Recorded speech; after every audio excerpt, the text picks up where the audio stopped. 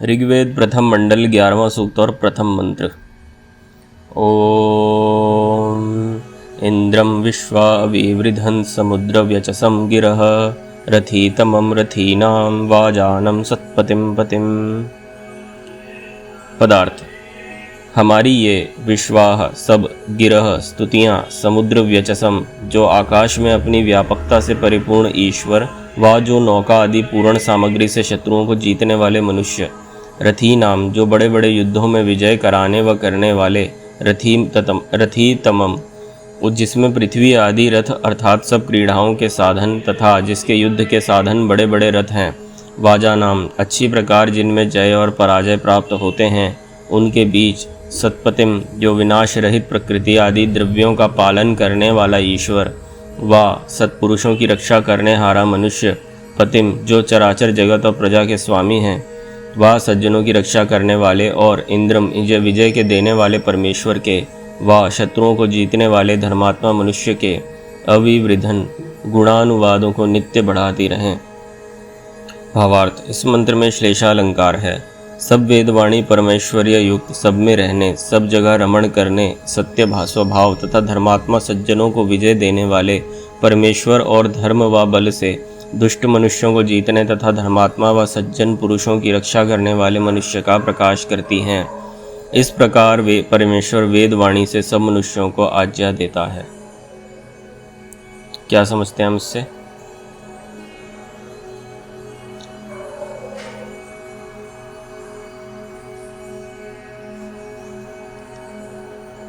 इसमें यह कहा गया है कि जो स्तुतियां हैं, जो भी वेद के मंत्र हैं, वे सब के सब धर्मात्मा सज्जनों के हेतु ईश्वर ने आज्ञा रूप में दिए हैं।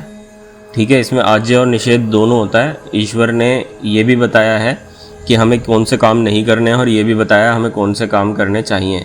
इन दोनों का उद्देश्य ये है कि संसार में धर्मात्मा पुरुषों की वृद्धि हो। वेद का जो एक्चुअल में पर्पस है वह है कि संसार में अच्छे लोगों की वृद्धि हो। अच्छे लोगों की वृद्धि होगी तो संसार में सुख होगा, दुष्टों की वृद्धि होगी तो संसार में दुख उत्पन्न होगा। तो अच्छे लोग बढ़ें और उनको क्या करना चाहिए वो बताया वेद में, और क्या नहीं करना चाहिए वो बताया वेद में।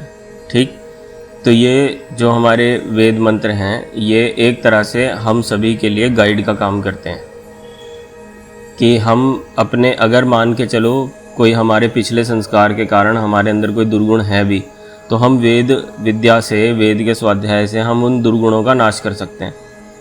कोई व्यक्ति अपनी आत्मा से गलत नहीं होता, हर एक का आत्मा जानता है उसका सत्य और असत्य क्या है, क्या होना चाहिए नहीं होना चाहिए। लेकिन फिर भी जो लोगों के स्वभाव में जो डिफरेंसेस देखने को मिलते हैं, कोई व्यक्ति कैसा काम कर रहा है, वो कैसा कर रहा है, तो वो ना उसके संस्कारों के कारण होता है।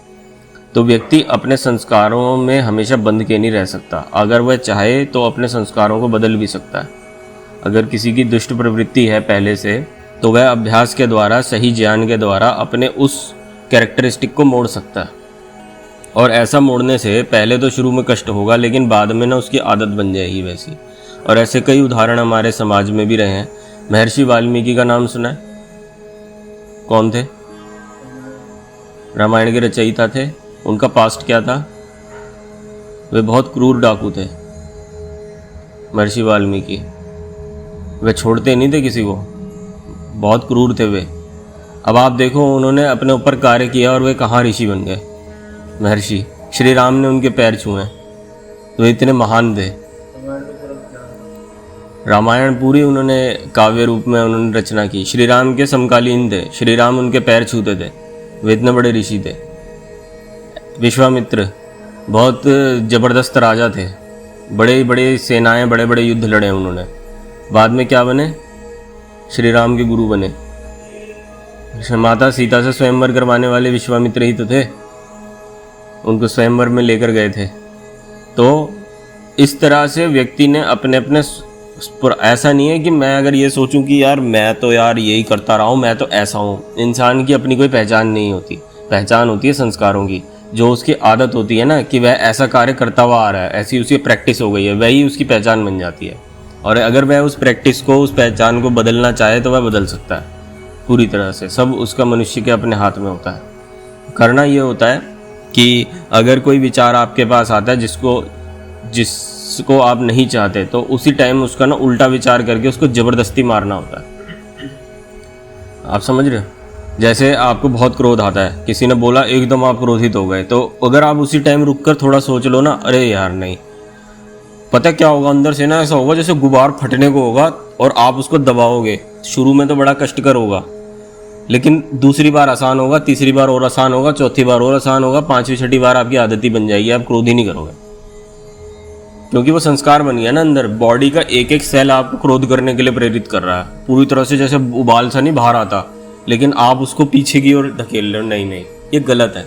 बुद्धि का अंकुश लगाना सेम ऐसी जैसे हाथी है, हाथी को क्रोध समझो, इतना बड़ा भारी भरकम हाथी है, लेकिन उसके ऊपर महावत छोटा सा बैठा रहता है, वो एक अंकुश से उसको काबू में कर लेता है ना।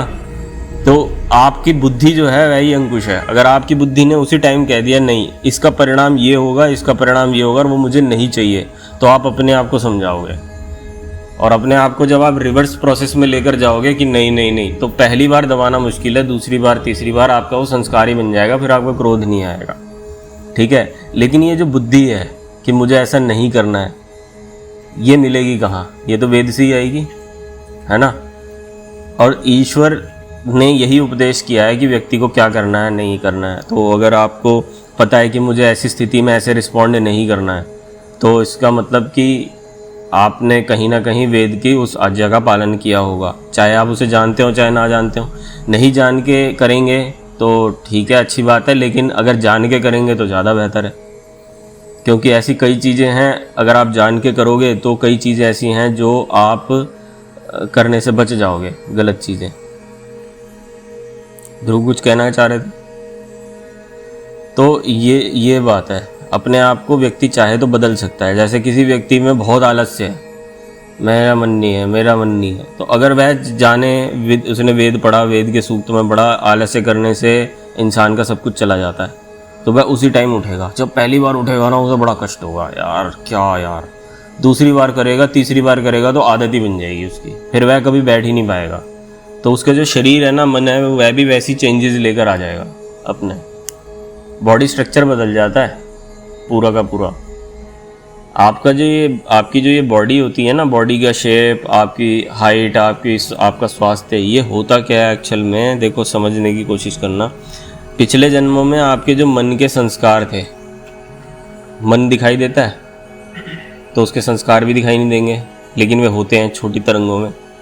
वे छोटी तरंगें जो होती हैं ना, वे अगले जन्म में आपका एक बड़ा रूप ले लेती हैं, शरीर का रूप। उसी के हिसाब से आपको जन्म मिलता है, उसी के हिसाब से आपको सारा वो डिज़ाइन मिलता है, उस मन के उसके हिसाब से। अगर आप क्रूर पाप सोचोगे ना, पाप सोचते रहोगे, तो वैसे ही डिज़ाइन आपके संस्कार का बनेगा, तो उसी डिज़ाइन के अकॉर्डिंग आपको वैसा जन्म ईश्वर दे देते हैं। इसलिए अपने डिज़ाइन को ठीक करना बहुत ज़रूरी है, और उस डिज़ाइन को ठीक कर सकते हैं हम ज्ञान से, ठीक ज्ञान से। सही ज्ञान होगा, सही बुद्धि होगी, तो व्यक्ति अपने आप को हम रेगुलेट कर सकता है। जैसे पंखे का रेगुलेटर होता है ना, हम पंखे की वो स्पीड को देख कंट्रोल कर लेते हैं, ठीक वैसे ही हम अपने आप को रेगुलेट कर सकते हैं कि भाई मुझे ये नहीं चाहिए। जैसे आपको कोई काम कर रहे हो, उससे पहले उसके परिणाम का विचार कर लो कि भाई ये काम, इसका परिणाम मुझे नहीं चाहिए। परिणाम को नहीं बदल सकते आप, लेकिन कार्य को बदल सकते हो। अगर मुझे ये परिणाम चाहिए तो मैं ये कार्य कर लूँगा, अगर मुझे ये परिणाम नहीं चाहिए तो मुझे ये कार्य नहीं करना है। आपका मन कर रहा है मोबाइल महंगा सा खरीदने का, जेब अलाउ नहीं कर रही।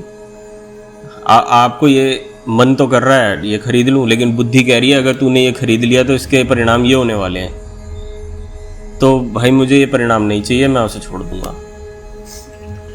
समझ गए? कोई प्रश्न? ओ